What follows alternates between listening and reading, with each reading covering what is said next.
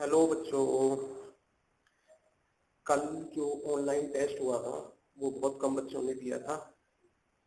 ठीक है बेटा, केवल 12-13 बच्चे थे जिन्होंने ऑनलाइन टेस्ट दिया था। उसका रिजल्ट मैंने ग्रुप पे डाल दिया है। ठीक है, अभी इस वीडियो के बाद भी आ सकता है, इससे पहले भी डाल सकता हूँ मैं। ठीक है, वो टाइम के ऊपर है, टाइम यदि मिलेगा तो इसका रिजल्ट जो है मैं इस वीडियो के पहले डाल दूंगा। अच्छा, सेकंड कंसेप्ट बेटा, अभी हमने जो बच्चों के आंसर की देखी, जो आंसर भेजे थे बच्चों ने, उसमें बच्चे जिस तरीके से लिखना है उस तरीके से एग्जाम में लिखते नहीं है। कोई अपनी अपनी लैंग्वेज लिख रहे हैं बेटा, वो कुछ टेक्निकल भाषा है मैथ की, यदि उसी में हम आंसर नहीं देंगे तो हमें मार्क्स नहीं मिलेंगे। जो चीजें पूरी होनी चाहिए, जो केवल थोड़ी बहुत बदल सकते हैं, लेकिन इसका मतलब ये नहीं है कि जरा भी लैंग्वेज ना लिखें। जो लैंग्वेज के क्वेश्चन हैं मैक्सिमम उनमें थोड़ी थोड़ी लैंग्वेज लिखना शुरू कर दें। ठीक है, चलिए अब आते हैं हम चैप्टर नंबर 2 पे। चैप्टर नंबर 2 का नाम है बहुपद, पॉलिनोमियल। ठीक है, बहुपद का मतलब जिसके पद ज्यादा हो, एक से ज्यादा पद हो, ऐसे ऐसे बहुपद उन्हें कहते हैं हम।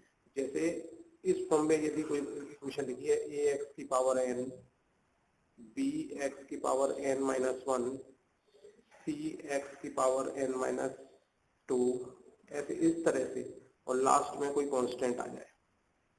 ठीक है, तो इस तरह की इक्वेशन को हम क्या बोलते हैं, बहुपद। इसमें ये ध्यान रखना है, एन जो है हमेशा हमारा पॉजिटिव इंटीजर होना चाहिए।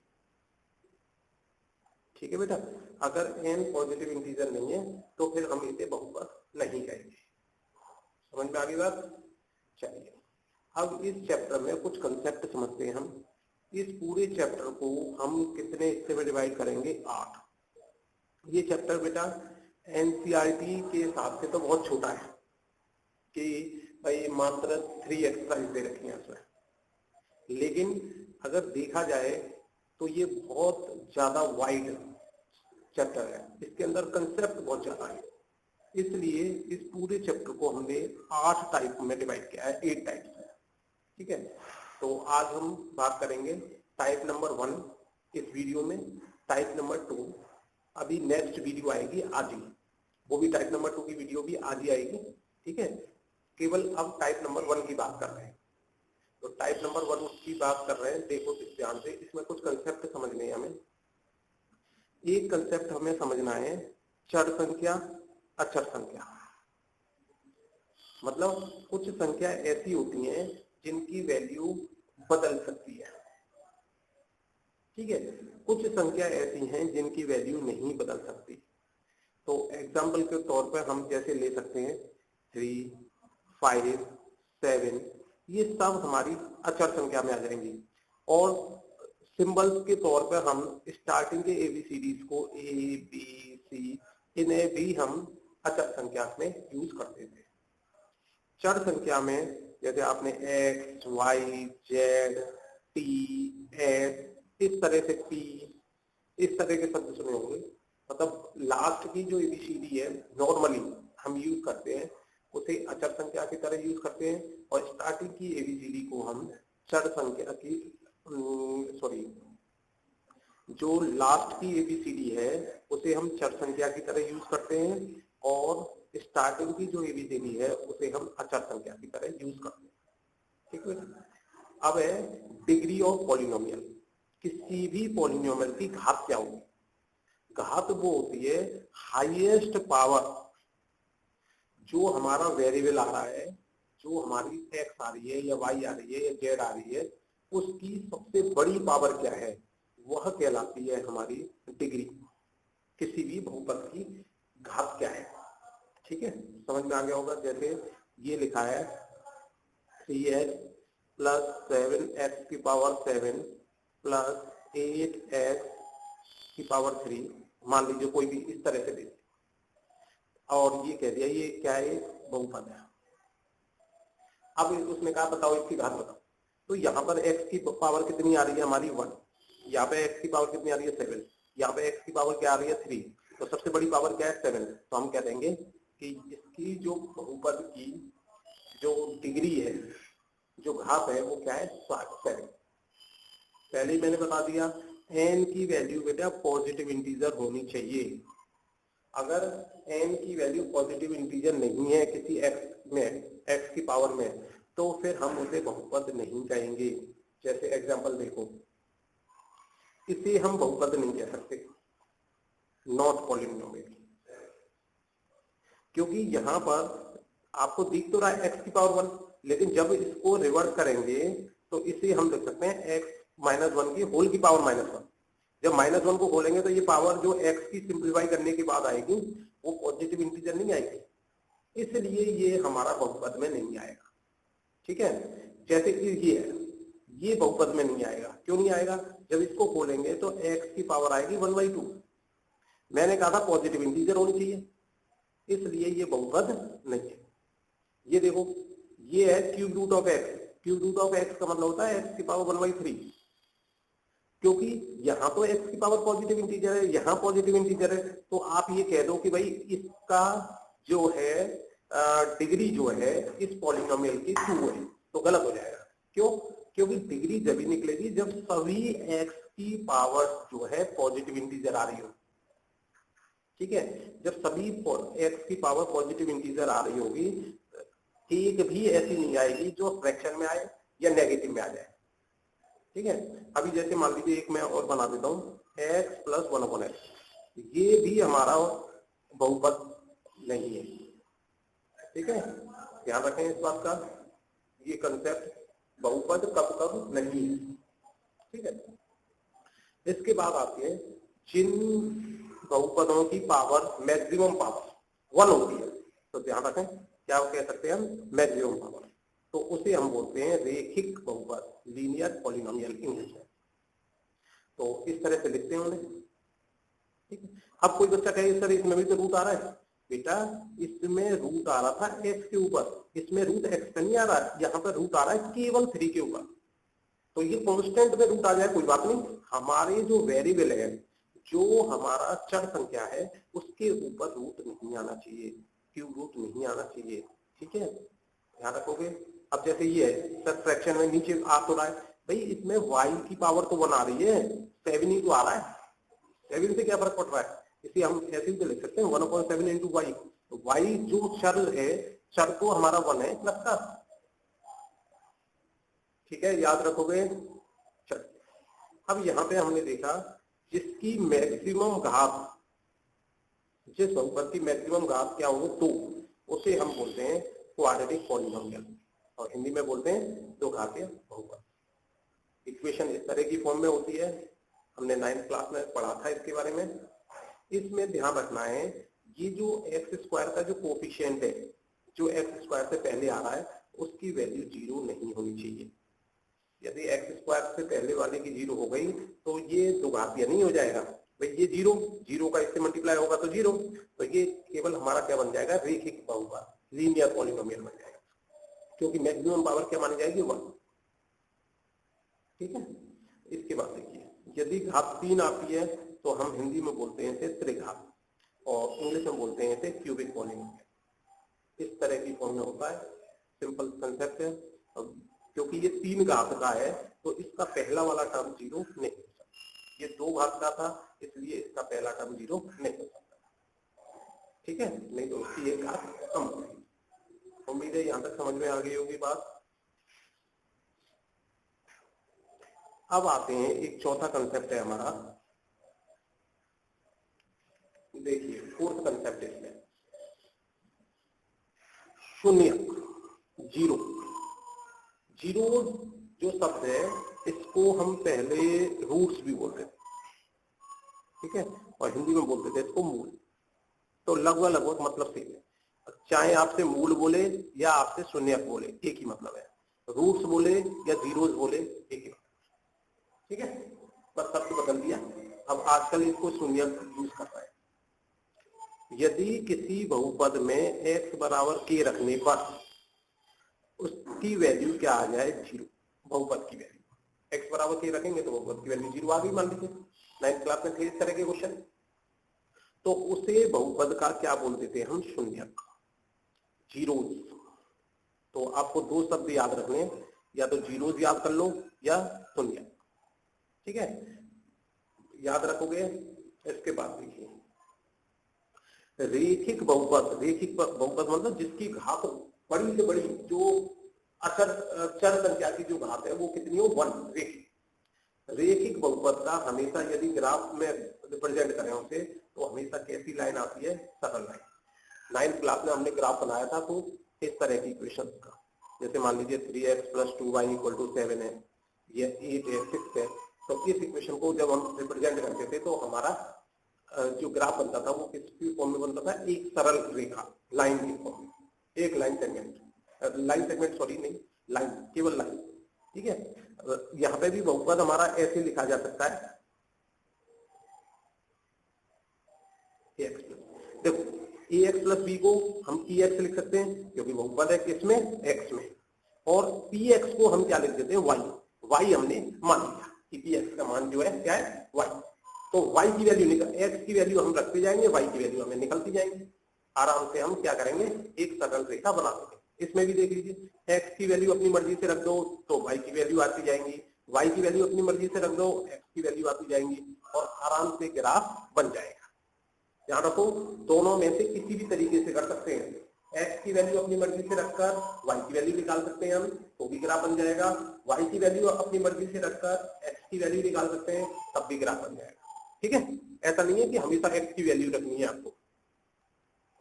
इसके बाद देखिए, यदि कोई द्विघातीय बहुपद है, क्वाड्रेटिक पॉलिनोमियल, अगर कोई क्वाड्रेटिक पॉलिनोमियल है और उसका यदि हम ग्राफ बनाएं, ग्राफ में बनाने की कोशिश करें, तो हमेशा वो कैसा आता है? परवलय। परवलय को इंग्लिश में बोलते हैं पैराबोला शेप। पैराबोला शेप देखो बेटा ऐसी देखी होगी आपने कभी, सब कभी शेप ऐसे करके आ जाए, ऐसे युग जैसा बन जाए, ऐसे करके। उल्टा भी बन सकता है, ऐसा भी बन सकता है कि इसको टच ही ना करे, ठीक है। तो इस तरह की जो शेप है वो हमारी हमेशा जो है किसमें बनती है? द्विघातीय समीकरण में, ठीक है। त्रिघातीय में जो शेप बनती है वो कुछ इस तरह से बनती है, ऐसे गया फिर ऐसे कर गया, थोड़ा सा ऊपर आया फिर नीचे गया, ठीक है। तो उसकी बात नहीं करनी हमें, केवल हमें इन्हीं दोनों टॉपिकों की बात करनी है। लीनियर इक्वेशन जो कि रेखीय बहुपद है, हमने लीनियर बहुपद हमने जो है 9th क्लास में पढ़ चुके हैं इसके बारे में। अभी 10th क्लास में भी चैप्टर नंबर 3 में पढ़ेंगे। और द्विघातीय समीकरण के बारे में अभी हमने नहीं पढ़ा था 9th क्लास में, अब पढ़ेंगे इसके बारे में, ठीक है। चलिए अब देखिए एक्सरसाइज 2.1 क्या कहती है आपकी? एक्सरसाइज 2.1 कहती है बेटा हमारी कि यदि हमें कोई ग्राफ दे दिया जाए तो हमें बताना है कि उसमें नंबर ऑफ जीरोज कितने आएंगे। तो हमें बताना है शून्यांकों की संख्या, जीरोज कितने आएंगे, रूट कितने आएंगे, उसके मूल कितने आएंगे, ठीक है। तो देखिए देख क्या पता करते हैं।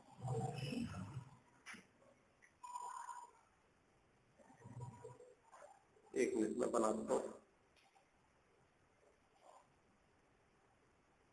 जैसे मान लीजिए हमें ए दिया इस तरह से, ये मेरी एक्स अक्ष है और ये वाई अक्ष, एक्स एक्सिस वाई, और किसी ने मुझे ऐसे करके ग्राफ बना के दिया। अब मुझसे पूछा इसमें नंबर ऑफ जीरोज कितने, नंबर ऑफ जीरोज, ठीक है, शून्यांकों की संख्या, ये पूछे। बात समझ में आ गई कि नहीं? देखो बेटा, एक्स अक्ष को जितनी बार हमारा ये कर्व काटेगा उतने हमारे जीरो, मतलब कुल मिला के इस तरह से सोच सकते हैं, तो y की वैल्यू जब जब जीरो होगी वो सब शून्यांक से कटेंगे। मैंने शून्यांक की परिभाषा में आपको ये बताया था कि k कोई ऐसी वैल्यू है जब हमने पॉलिनोमियल में रखी तो वैल्यू कितनी आई 0, तो p के हमारा काय के बराबर होता था y। तो कुल मिलाकर हम ये कह सकते हैं जब हमारी y की वैल्यू 0 आ रही होगी तो उन केसों में हमारा क्या कहलाएगा, शून्यांक। तो यहाँ पर शून्यांक एक तो ये कहलाएगा और एक ये कहलाएगा। इसकी वैल्यू भी निकाल सकते हैं बाई चांस, हम दे देते ग्राफ में, इसको इस तरह से ग्राफ में आपको रिप्रेजेंट करके दे देते। तो अब देखिए ध्यान से, अब बताओ मुझे इसमें शून्यांकों की संख्या कितनी है। तो क्या उन शून्यांकों को बता सकते हो? एक तो x की वैल्यू 1 है और एक x की वैल्यू क्या है 3, बता सकते हो? यदि इसी +1 को जो RHS में दे रखा है इसे मैं लेफ्ट में लाऊंगा, ये प्लस का है, इधर लाऊंगा तो माइनस का हो जाएगा। ये कहलाता है इसका फैक्टर। ये प्लस का 3 है, इधर लेके आऊंगा, देखो शब्द याद रखो, ये तो कहलाएगा इसके फैक्टर।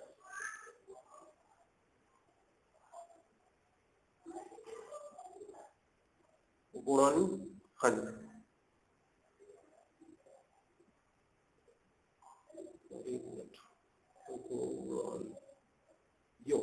गुणनखंड, ये तो कहलाएगा इसका फैक्टर, ठीक है। और जबकि ये कहलाएंगे इसके क्या, शून्यांक, जीरो। तो जीरो क्या क्या है इसके 1 और 3, और ऐसे बोलेंगे उसे 1 ना बोल के x = 1 और x = 3। समझ में आ गया होगा। बी देखिए, मान लीजिए ये कोई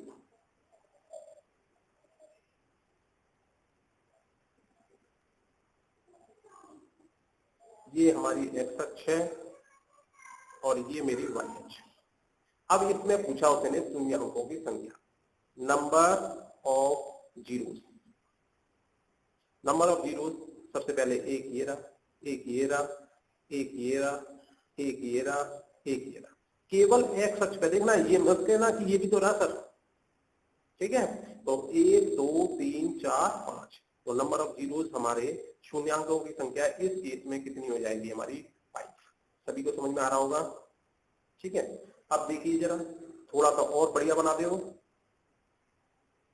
उसने कहा चलो भाई इसमें बताओ नंबर ऑफ जीरोस। भाई हमने कहा ये जो हमारी x अक्ष है ये y अक्ष है, ये x अक्ष पे तो काट ही नहीं रहा, तो इसका मतलब नंबर ऑफ जीरोस कितने हो जाएंगे, 0। इसका मतलब क्या है, x की कोई भी वैल्यू ऐसी नहीं है जहां पर y की वैल्यू क्या हो रही हो, 0। उसने और बढ़िया बना दिया। उसने क्या किया,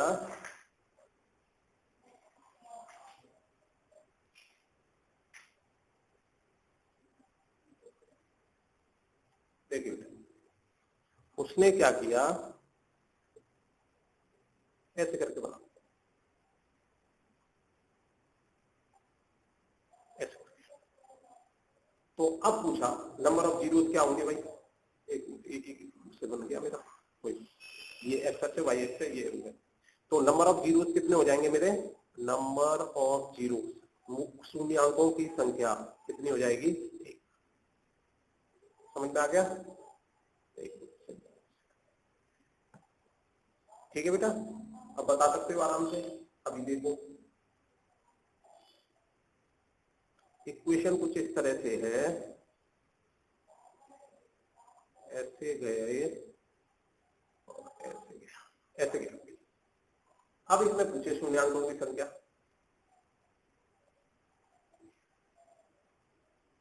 शून्यांकों की संख्या बताओ कितनी हो जाएगी शून्यांकों की संख्या हमारी, क्योंकि केवल एक ही बिंदु पर काट रहा है।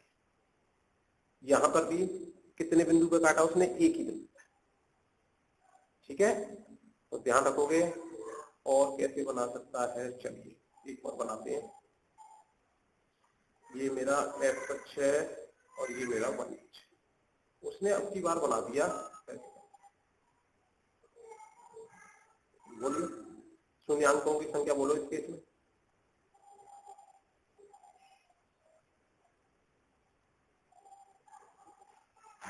शून्यांकों की संख्या इसमें क्या है, 0, क्योंकि एक्स अक्ष पर कहीं भी काट नहीं रहा। ये नहीं कहेंगे कि वाई अक्ष पर काट रहा है भाई।